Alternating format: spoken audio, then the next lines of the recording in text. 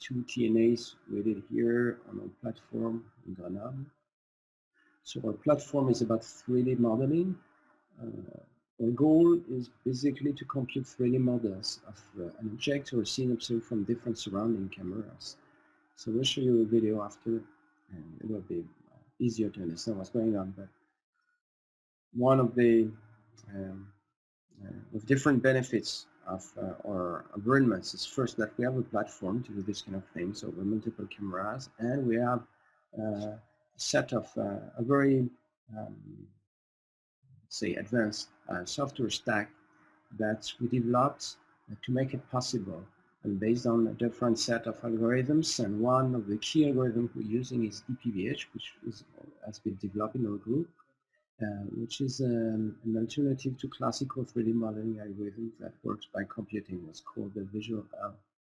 A classical way of doing some carving using different cameras. So the idea is that you get a 2D vision from different cameras, so you know the position of these different cameras, and now you want to reconstruct the 3D object that is observed by these different cameras. So a very easy way to do that, and the very first algorithm is based on voxel carving. So the area you are looking at is divided in small voxels, and for each voxel you take it and you project it back in each camera. And if the voxels is inside all the silhouettes of all the cameras, you keep it. It's part of the volume you're observing. And if it's not inside at least one of the camera, you throw it away. It's not part of the material scene you're observing. And this way, you get a shape of the 3D objects you're observing. Of course, the resolution of the camera influences the quality of the 3D model you get. The number of cameras influence the quality of the model you get.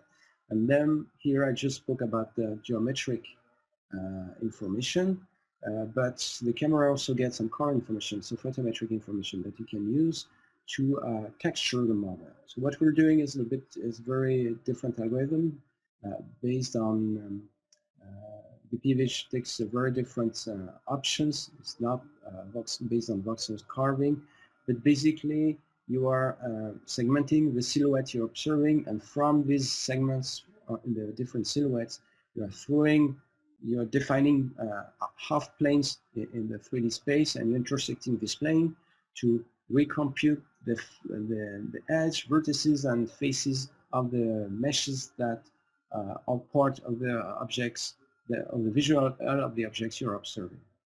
So this video, so you see we have this green room where you have some cameras, and here is a view 3D mesh we get with some color information already. So the person is observed, and in real time we compute the 3D mesh about 30 times per second.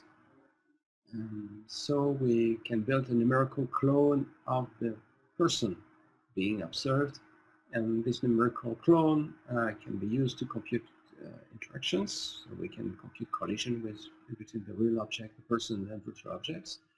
But we can also take this numerical clone of this person, and transport it off the network, or render it locally, or immerse it in a virtual environment.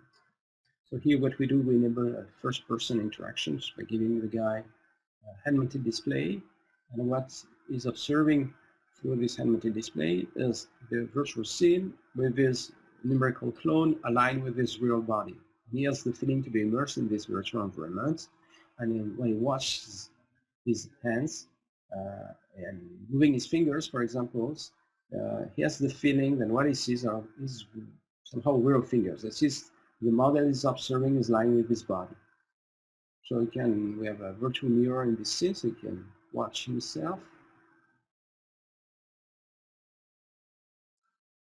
And we can compute some easy collision detections. Once we get a 3D model of the person in real time, everything gets pretty easy quickly.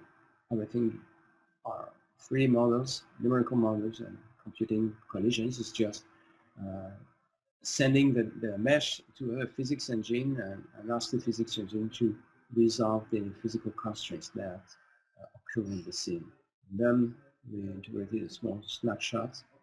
It's kind of a 3D snapshot, 3D picture somehow, that we animate with a simple physics engine.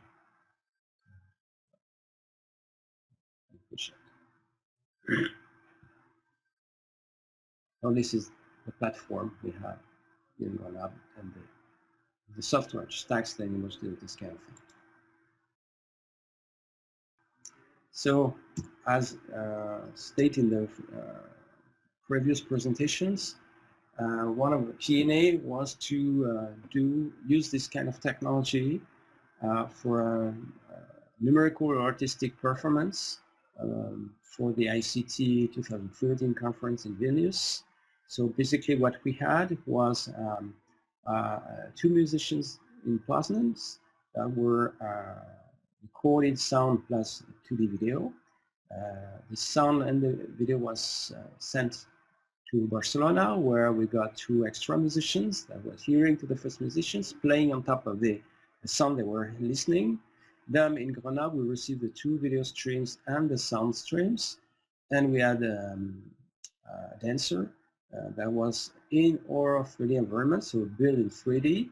So we integrated in a virtual scene the two video streams from Poznan and Barcelona, plus the 3D model of the dancer, rendered that locally, and just streamed that to Vilnius, where people were able to see that on stage, where we had an additional real musician there playing on the final of this numerical loop, but these musicians were outside of the numerical loop.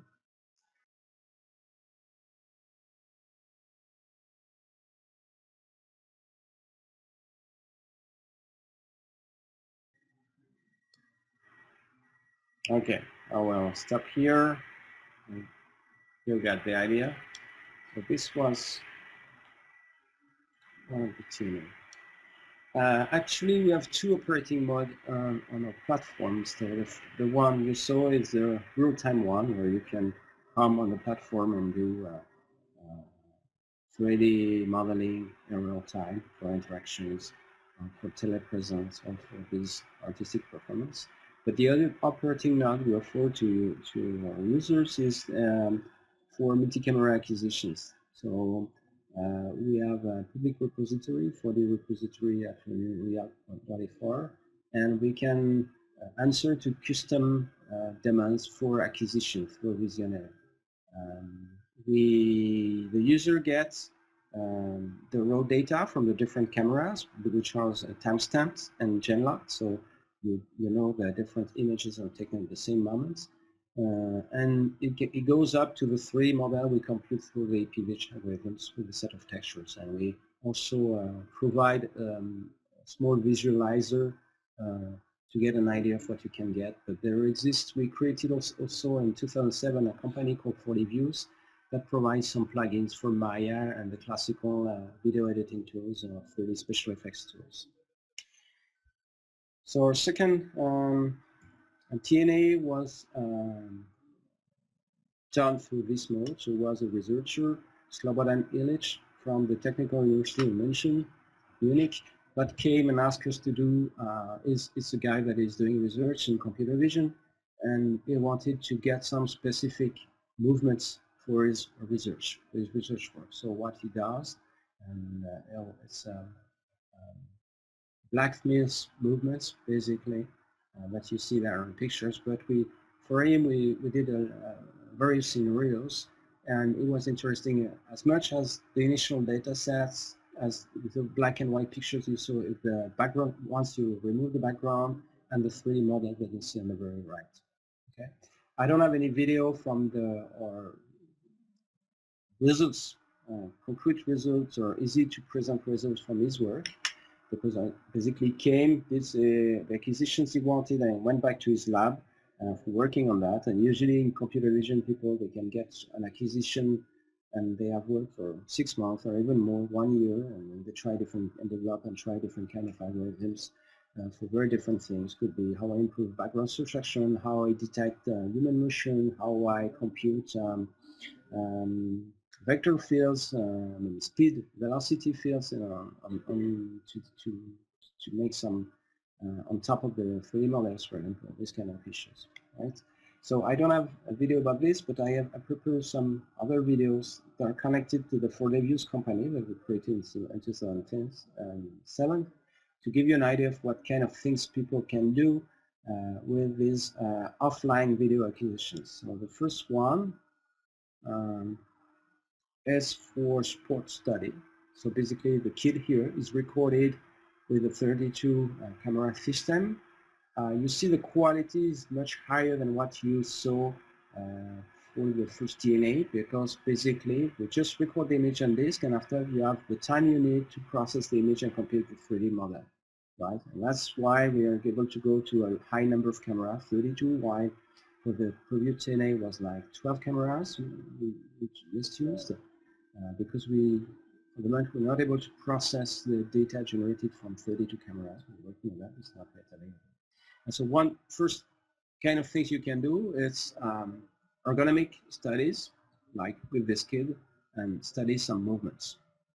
Another kind of applications, and this was done.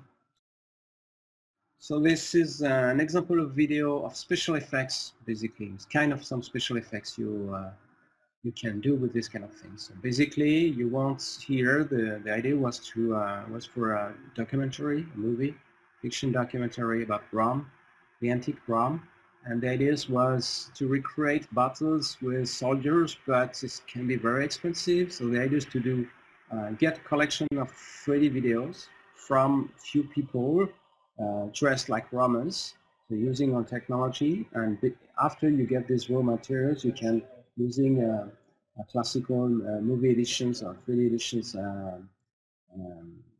tools, we create a full army, but just using the same video sequence that you multiply several times.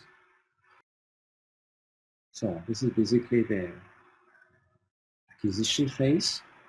So we're using treadmills so people can walk without moving, stay in the camera range.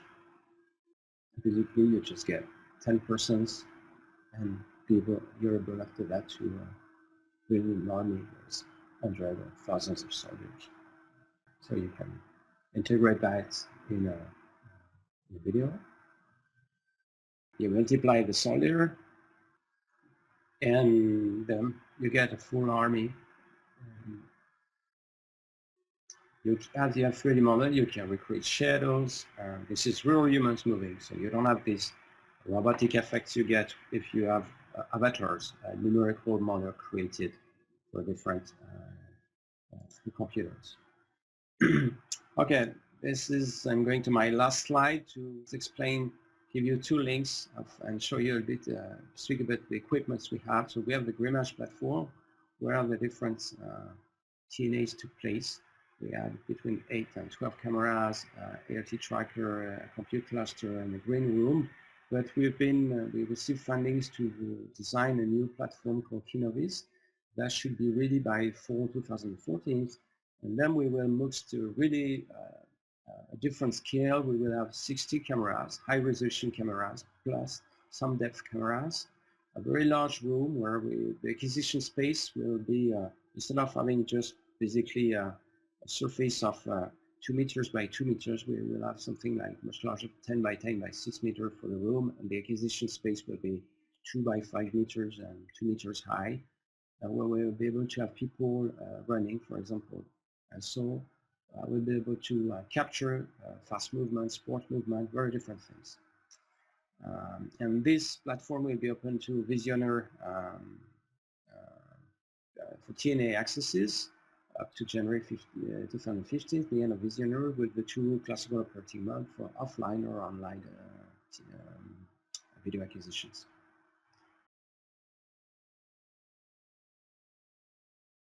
On the first TNA, Bruno, you said you were using 12 cameras. In order to compute the 3D model of an observer, was it a prerequisite that you only had one person at the time, or you could have more than one and use more cameras?